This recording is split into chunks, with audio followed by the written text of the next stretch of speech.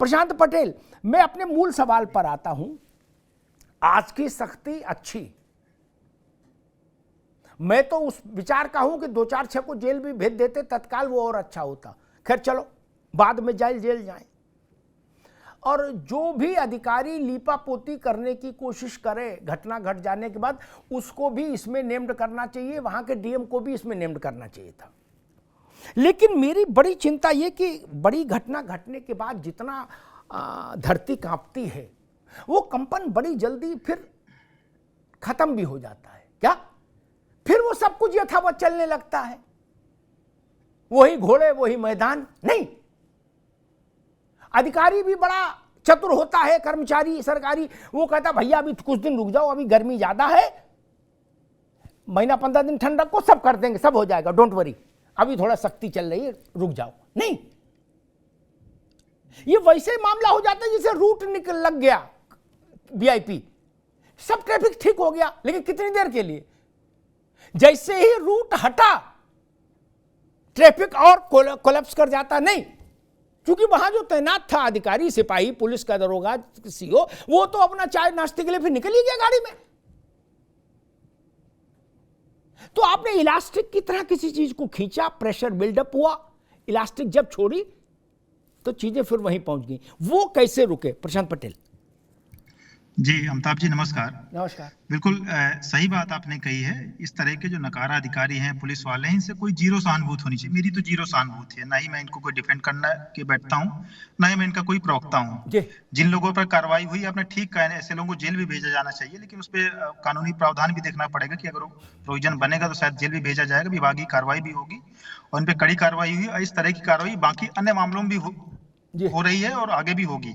मुख्यमंत्री जी स्वयं इस विषय पर सख्त हैं। और आप देखिए, किसी मामले जहां पर पुलिसकर्मी दोषी पाए जाते, चाहे घूस ले रहे हों या किसी से पैसे की मांग कर रहे हो या किसी घर में तमंचा रख रहे हो, वहां पर कार्रवाई होती है, उन पर सस्पेंशन हो रहा है, कानूनी ढंग से कार्रवाई हो रही है। ऐसा नहीं जैसे पहले का उदाहरण आपने बताया कि पहले तो संरक्षण दिया जाता था, आज मुख्यमंत्री कार्यालय से किसी अधिकारी को संरक्षण नहीं दिया जा रहा है, जिसपे आरोप लग रहा है कार्रवाई हो रही है। मुख्यमंत्री कार्यालय नहीं कर रहा है कि प्रोटेक्ट करिए। कोई एक नेता पुलिस वालों को 22-22 लोगों को बंदी बना लेता था अपने घर में, तो फिर इस तरह की घटना नहीं हो रही। हम किसी को संरक्षण नहीं दे रहे हैं, चाहे एसडीएम हो, तहसीलदार हो, लेखपाल हो, सबको भेजिए जेल। हम कहाँ मना कर रहे हैं? ये लोग तो मक्कार लोग हैं और इन्हीं लोगों की वजह से इस तरह की घटना हुई। कानपुर में भी आज एक कल घटना हुई, वहां भी अभी 2 लोगों की हत्या हुई है। अगर ये लेखपाल, तहसीलदार, थानेदार अगर ये सही समय पे एक्शन लें तो ये घटनाएं क्यों हो? मुख्यमंत्री जी का सख्त निर्देश है लगातार। अभी कुछ दिनों पहले भी उन्होंने सारे डीएम, एसपी और थानेदारों के साथ, सीओ के साथ बैठक की थी कि जहां पर भी इस तरह की घटनाएं कार्रवाई की जाए। तो इस तरह के अब आज जैसे इस देवरिया वाले मामले पे हुआ है, मुझे उम्मीद है कि इस तरह का जो मुख्यमंत्री जी का रवैया आगे भी रहेगा और भी इसी तरह अधिकारियों, कर्मचारियों पर, जो पुलिस वालों पर कार्रवाई होती रहेगी, ताकि उनको एक संदेश जाए कि जहां पे जनता के हित की बात आएगी, आपको जो मुख्यमंत्री जी के इरादे हैं उन्हीं के तहत काम करना पड़ेगा। अगर आप नहीं कर सकते हैं तो सीधा नौकरी से सस्पेंशन होगा और जेल जाने के लिए भी आप तैयार रहिए। होना ऐसा ही चाहिए। कोई अधिकारी उपकार नहीं कर रहा, ना परोपकार कर रहा, ना परमार्थ कर रहा है। हमारे टैक्स के पैसे से उसको भत्ते और तनख्वाह मिल रही है। भाई, गाड़ी घोड़ा मिल रहा है, इसी काम के लिए तो रखा है। कोई कृपा थोड़ी नहीं कर रहे हैं, ना दानदाता है और ना रियाया है अब जनता। नाम ही दिया गया लोक सेवक, लोक के मालिक, लोक स्वामी नाम थोड़ी नहीं दिया हमने कलेक्टर को। पब्लिक सर्वेंट कहा, नहीं तो लोक स्वामी नहीं लिख देते। अंकित जी, एक बड़ा विषय ये कि अधिकारी और सरकार, मतलब सरकारी कर्मचारी और सरकार, यानी पॉलिटिकल लीडरशिप, जिसमें मंत्री, मुख्यमंत्री आते हैं, उसके बीच में इतना ज्यादा बड़ा लंबा चौड़ा सिस्टम है कि कब कहां कौन सी चेन डुबकी मार के। मुझे याद आता है चाणक्य ने लिखा है कि उनकी एक बड़ी प्रसिद्ध उक्ति है कि ये राजस्व का मसला है, इसलिए मुझे याद आया। उन्होंने कहा कि राजस्व के कर्मचारी, राज भाई आप भी सुना, बड़ा महत्वपूर्ण टिप्पणी के लिए उक्ति थी चाणक्य की। उनका राजस्व के सरकारी कर्मचारी मछली जैसे पानी पीती है, कोई नहीं जान पाता ना, क्योंकि मछली तो पानी में ही है। लेकिन फिर भी पानी पीती है ना कभी कभी, बॉडी को जरूरत है। तो बोले ये उतने वैसे ही हैं, आप कैसा भी कैमरा लगा लो, ये मछली की तरह पानी पी के निकल जाते हैं। इसको कैसे पाटा जाए और इसमें कौन सा मैकेनिज्म इवॉल्व किया जाए, अंकित शर्मा? क्योंकि अन्यथा यही चलता रहेगा। कहीं हम ये मान लेते हैं कि सरकारें राजनीतिक तौर पर मान लीजिए अपराधियों को संरक्षण दे रही हैं, कहीं अपराधियों को और नौकरशाहों को संरक्षण नहीं, फिर भी इस अंतर के बाद भी ग्राउंड जीरो से और टॉप तक इतनी लंबी चेन होती है। सिपाही से शुरू करो और डीजीपी तक जाओ, पटवारी से शुरू करो और चीफ सेक्रेटरी तक जाओ, गिन लीजिए कितनी लंबी सीढ़ी है। अंकित जी। जी, इसमें देखिए, इसमें बहुत महत्वपूर्ण बात यह है कि जो पिछले शो में मैं आपके साथ था, उसमें भी मैंने यही बात कही थी कि अब जो हुआ और उसके ऊपर जो एक्शन आज लिया गया है वो फिलहाल संतोषजनक है, लेकिन जब तक इस पे कानून नहीं आएगा, खास तौर से जो पटवारी लेवल का ये जो हमारे यहाँ एक तरीके से बीमारी फैली हुई है और ये अपने हिसाब से जमीनों को उलट पलट करते हैं, पैसों का लेन देन कर करके, हम सब जानते हैं इस बात को भली भांति। तो कहने का तात्पर्य यह है कि ये जो हुआ, इससे महीना 2 महीना 3 महीने तक आप मान लीजिए एक थर्राहट लोगों में रहेगी कि भाई अगर कुछ ऐसा कांड किया तो फिर योगी जी बुलडोजर लेके तैयार हैं।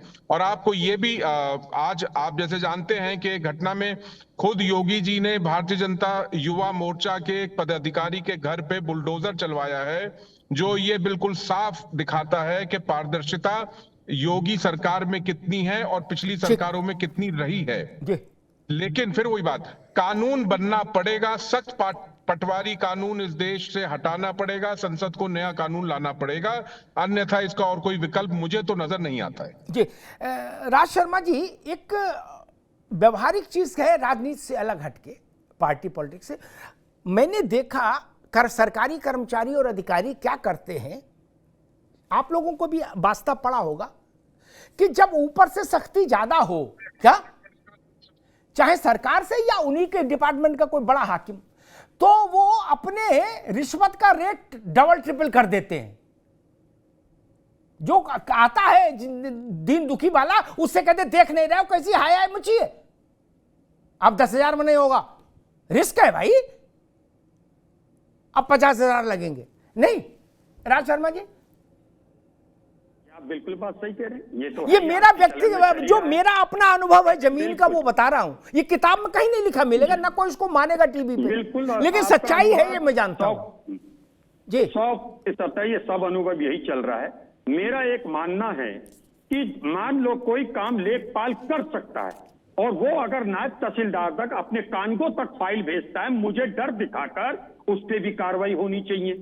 क्या डर लगता है कि मैं लेखपाल के पास काम के लिए गया, लेखपाल ने पहले तो सख्ती का रोना हुआ, आजकल बड़ी सख्ती है, और मैं आपको एक चीज और बता दूं, जब वो सख्ती गिनाता है, ये गलत काम के पैसे नहीं लेते काम करने के ही है पैसे।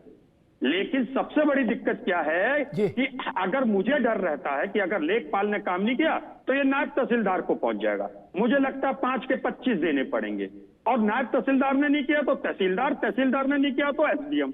तो मेरा ये मानना है कि अगर मेरी जमीन की या मेरा राजस्व का जो काम है वो अगर एसडीएम तक जाता है, तो मेरा काम करने से पहले उन्हें अपने लेखपाल से पूछना था कि ये तो तेरे ही स्तर पर निपटना था, अरे नायब तहसीलदार साहब ये तो आप ही के स्तर पर निपटना था। अगर ऐसा नहीं किया तो उस पर भी एक्शन होना चाहिए। आपको एक चीज बता रहा हूं, अब आप अगर दरोगा जी के पास जाओ तो दरोगा जी कहते हैं थानेदार बड़े बड़े सख्त हैं, ये रिश्वत नहीं लेते, मगर मैं ऊपर से काम करा दूंगा, हो गए 5 के 10। फिर तीसरी बात क्या, मैं सही बता दूं आपको, मैं अमिताभ भाई सच कहूंगा, मेरे से किसी एमएलए ने कहा था, मेरे से, कि यार थानेदार को 5,000 जरूर दे देना, बहुत बड़ी बात है, मैं नाम नहीं लूंगा, ना नाम पूछें आप प्लीज, मेरे से कहा था। आजकल दिक्कत क्या पड़ गई है कि पहले मंत्री लोग पूरी रिश्वत या विधायक लोग रिश्वत नहीं लेते थे। अब आप किसी विधायक के पास जाइए, कहिए साहब मेरी जमीन का ये मसला है, तो वो सबसे पहले पूछता कितने की है जमीन, आपने कहा 35 लाख की, उसने उसके गुर्गे अपने कैलकुलेशन लगाने लगे कि 35 में हमें कितना मिलेगा। वो पार्टी बन जा रही। आजकल विधायक या एमपी, विधायक एमपी न बन के वर्क कराने के लाइजनर बन गए। ये घटना इसी का परिणाम है। अभी अमरमणि त्रिपाठी जी कह रहे थे ऐसा हुआ, वो करते हैं, वो गुंडई करते हैं। मैं कहता हूं जब आग लग रही होती है तो वो चिड़िया बनो जो अपनी चोंच से आग को बुझाती हो, वो शेर मत बनो जो आग को छोड़ के भागता हो। तो हमका भाई रोज का रिश्वत।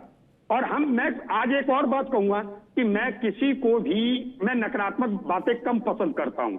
मेरा सिर्फ इतना मानना है ये झगड़ा कुछ नहीं था। अगर तहसीलदार, एसडीएम और एडीएम, डीएम जब उस प्रेमपाल ने जमीन खरीद ली थी और वो सत्य प्रकाश के भाई ने बेची थी, अगर वो सही से बेची थी, उसके भाई का हिस्सा था, वो किसी को बेचे, मगर उसमें पूरा तहसील मिला हुआ था। दोनों को शह ले रहे थे और दो की लड़ाई में बंदर लोग मजा ले रहे थे, इसलिए ये काम हो गया। ठीक।